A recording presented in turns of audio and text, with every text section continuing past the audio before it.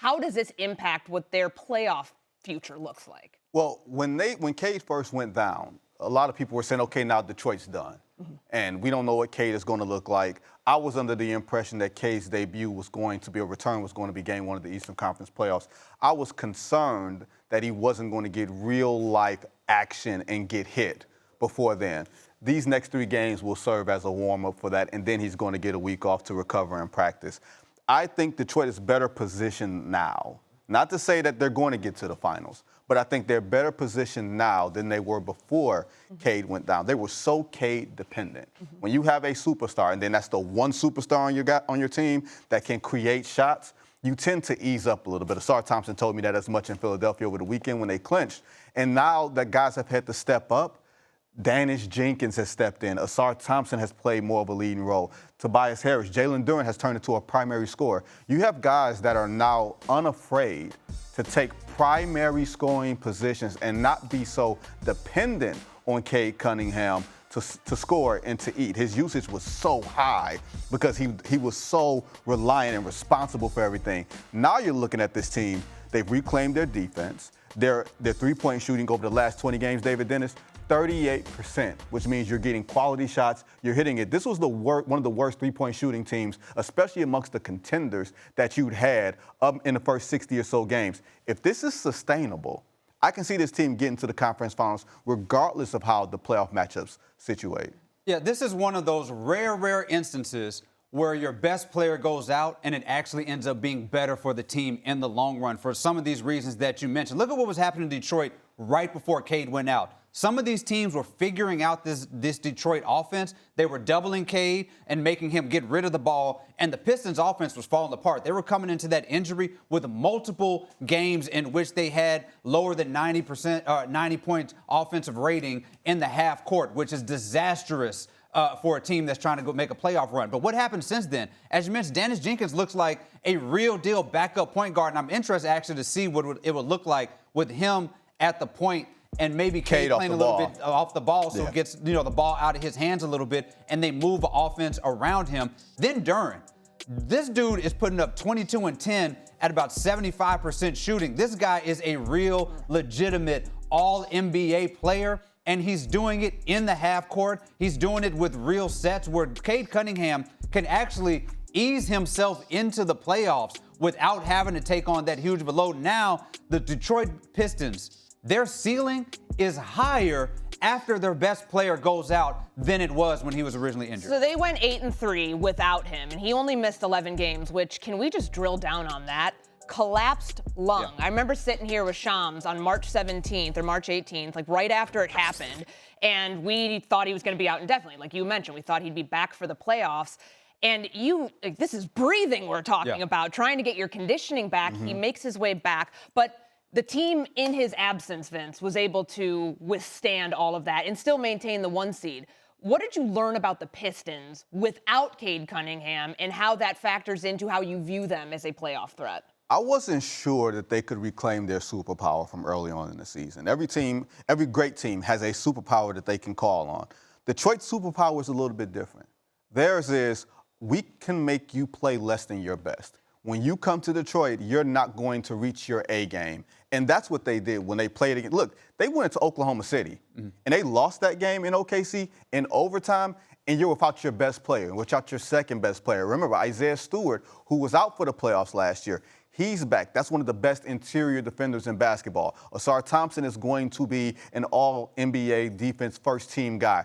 When you have great perimeter defense, great rim protection, and then just enough shot creation, that's the formula for real playoff success. So what I learned about them over the 11 games was they can hit the high note, except their high note is on defense. You just don't think of it in today's NBA because today's NBA is so offensive-driven that a team that strikes fear into you on the defensive end, that's their calling card. Usually they can't score at all. The Pistons have a guy that can get you 40 in the playoff series, and their ornery is all hell. Like, they are pissed off about last year's playoff series against the Knicks. So whether they get to the Knicks or not, the Knicks find their way to them, I think they're going to be well-positioned to get to the conference finals. And then you just let the chips fall from that point.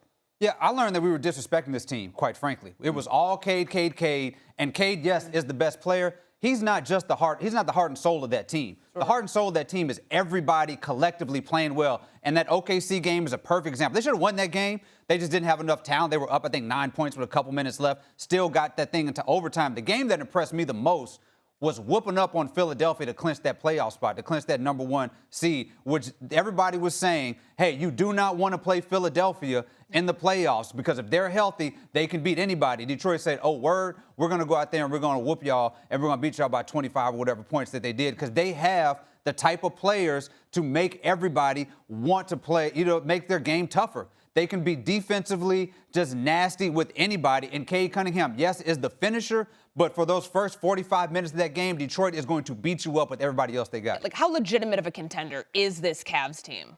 Cavs are a legitimate contender. Yes, look, let's start with the flaws because I know, Vince, you're looking at me, how you looking at me. They are a flawed team, but every team at the top of the East is a flawed team. So let's start with the flaws. Yes, I have real concerns with James Harden come Game 6 and Game 7. I have real concerns with them defensively because their defense has fallen off a cliff since James Harden has been there, especially in these last few games. But what we saw last night especially is the reemergence of a guy that I thought was going to have a much better season, which was Evan Mobley at 19 rebounds, 3 blocks, 22 points against Atlanta.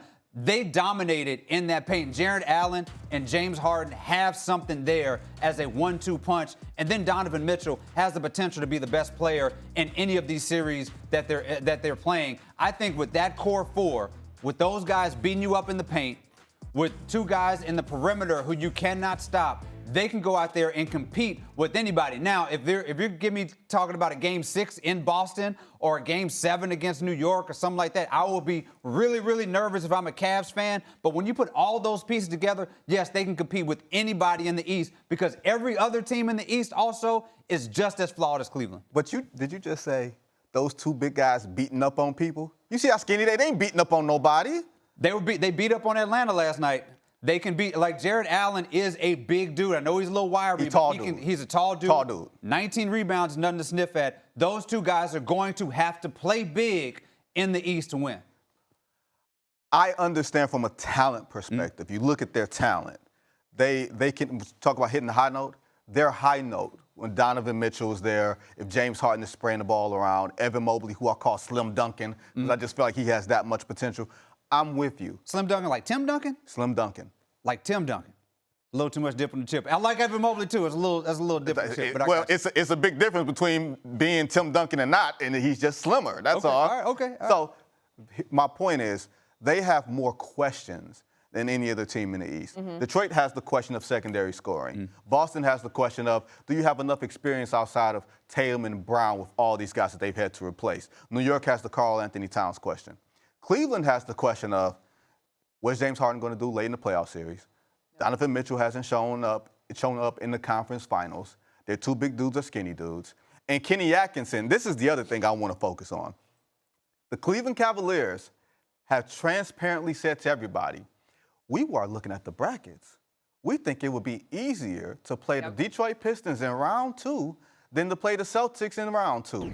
So you mean to tell me that on Al Gore's internet, that they went out and telegraphed to the team that lives off of spite that you want to play them, that you're telling the team that specializes, that majors in physicality, and you don't, that you want to play them? I don't know if I'd want to be saying that out loud. I might let the chips fall where they may, and so be it and say, well, maybe we can out-talent Detroit or whatever the case may be. But I'm not telling Detroit I want to play them. And I think those things can turn back to bite you in the playoffs. So the 3-4 seed here, I mentioned it. The Pistons are a half game behind New York right now for the 3 seed. As you look at those 2. Cleveland's half a game behind. Cleveland. Yeah. Who should want that? Like the 3-4 battle, as you've just laid out there, and we're looking at the first, second round of the playoffs and who they could eventually meet. What are the Cavs better as a 3 seed? Are they better as the 4 seed? What's the better matchup for them? Well, I think New York wants no part of Detroit in the second round. I think they would. I think for my purposes and for purposes of drama and ESPN and everything else, I love rivalries. I would love to see Detroit and New York match up again, not just so I could go home and spend a couple of days and bring y'all around, but I think that would be the drama. But I think Cleveland they would rather play Detroit. I don't know if that's a better matchup for anybody. Look, when you get to the second round of the playoffs, you can't duck anybody. Yeah. Everybody's a tough matchup. You look out west, there's no easy matchups once you get to the semifinals of the NBA. So while it looks like you should avoid Boston, and I understand that Boston's the favorite, Boston has questions too. So while you're messing around and saying, well, we want to avoid Jason Tatum and Jaylen Brown, like we got to see Jason Tatum play every other day in the playoff series. We got to see the Baylor Shiremans of the world and the Nemias Caders in the world play in high-stakes playoff basketball. Just because it says Celtics doesn't mean it's Kristaps Porzingis and Drew Holiday and all those guys that won that championship 2 years ago. That team did lose in the second round last year. We're giving them a lot of credit as they have deserved and earned. But once again, there's no easy matchups here. Well, far be it from me to be a little presumptuous. Let's get to the second round first, because these first round matchups are not a given, especially if you're looking at that Atlanta Hawks team at the 5 spot. I don't know, like say you want to play Detroit in the second round.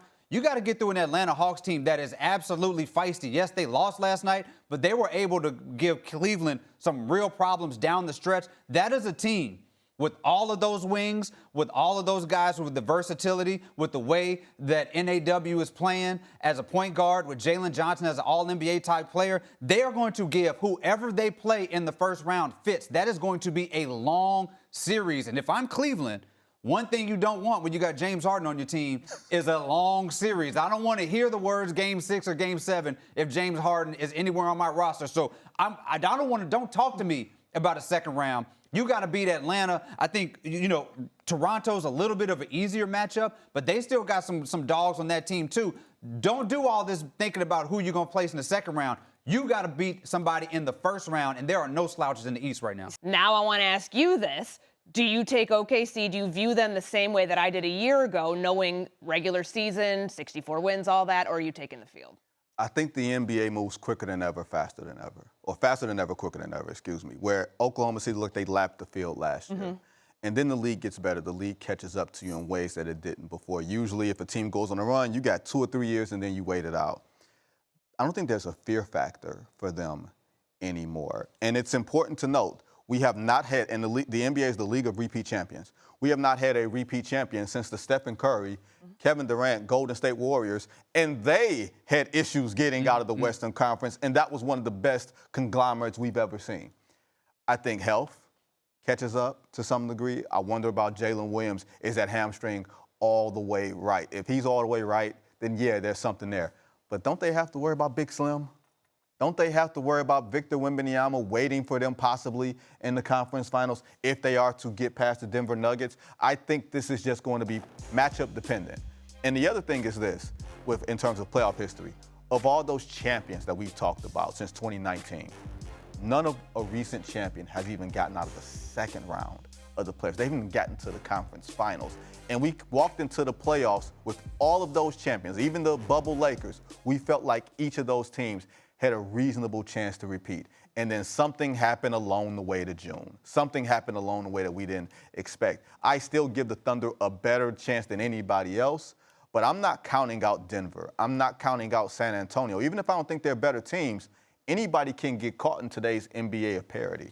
Yeah, the field, when you have this field versus everybody else discussion, you have to be so much better than everybody else for me to take you over the field. So when I say somebody versus the field, I'm saying Prime Tiger. I'm saying 72-win Bulls. I'm saying KD Steph Warriors, who, again, like you said, had trouble getting out of there. Sure. The OKC Thunder are not that much better than everybody else for me to say them versus the field. There's just too much competition. We've seen so much in the regular season. They played the Spurs, Nuggets, and Celtics. Overall, a -5 point differential against those teams. They've all taken them to the wire. And the biggest thing for me, beyond the J-Dub injury, which is huge for OKC, has not looked like himself for the entirety of the season, is the fact that you have a team going into the playoffs that are, yes, the favorites, who may not have the best player on the court in the second or the third round, which is something that you have to overcome. I know it's a team. Oh, they'll have it in the second round.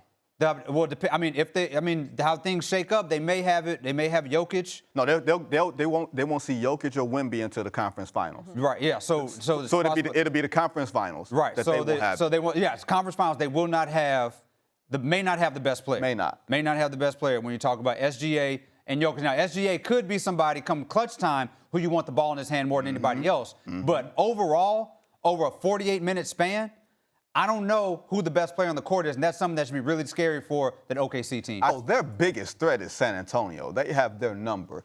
I think the second biggest threat to get out of the West is Denver. The team that Oklahoma City does not want to see is the San Antonio Spurs, because Victor Wembanyama flat out does not like Chet Holmgren. Yes. He doesn't like that man Cologne. Like, for whatever reason, whenever he see him, you just get that look on his face. Like when you hear like a good beat or something like that, you're like, ooh, this is just something. And he dominates him.